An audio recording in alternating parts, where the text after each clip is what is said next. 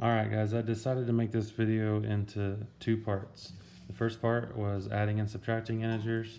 The second part is multiplying and dividing integers. The rules are the same for multiplying and dividing. That's why we only need just a short little time for this. But when you multiply or divide integers, if the signs are the same, then the answer is going to be positive. So if you have a positive times a positive, positive answer. Positive divided by a positive, positive answer. And also, if you have a negative times a negative or a negative divided by a negative, it's still a positive answer, okay? If the signs are different, where you have one positive and one negative, now you have a negative answer. And it doesn't matter if it's multiplication or if it's division, okay? That rule is very different from when you're adding things that have the same sign.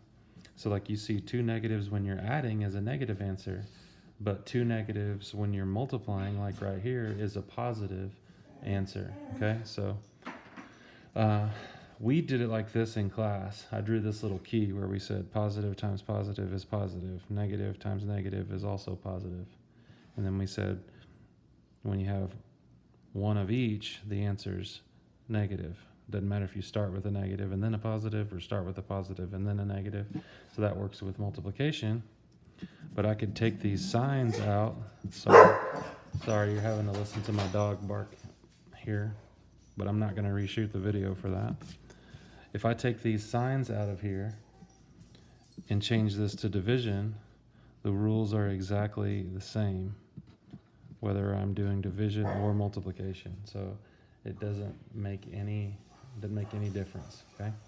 All right, so here's the examples I've already worked out below. 9 times 8 is 72. It's positive because they're both positive. 63 divided by 7 is 9. It's negative because one of them's negative. 12 times 3 is 36, but it's positive because they're both negative. Remember, this has different rules than addition. Negative 7, 40, so 42 divided by negative 6 is negative 7 because one's negative. You can start to look ahead and see, look, one's negative, so the answer needs to be negative, all right? Both are negative, so the answer needs to be positive. You can start to guess ahead of time what the answer is going to be. One is negative, so the answer is negative.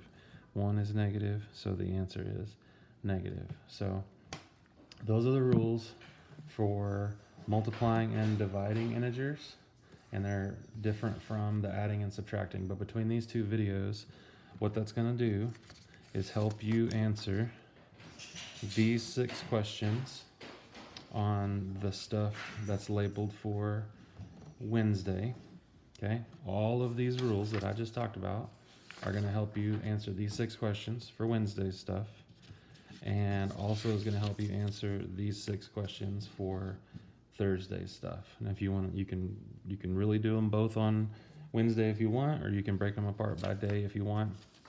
But that is the information that's listed for Wednesday and Thursday. Again, there are some extension activities that you can click on if you're viewing this, but these are not, the extension activities are just extra things that you can do. I'm not worried about these right here. I'm gonna do a separate video for this little piece here that talks about this integer operations riddles, okay? So right now I'm only talking about this concept application and concept practice for Wednesday and Thursday. Hope this helps you. Again, reach out to me if you have any questions, and I'll do separate videos on the other things that you need in here, and then also a separate video for what you need on Friday. Thanks for watching.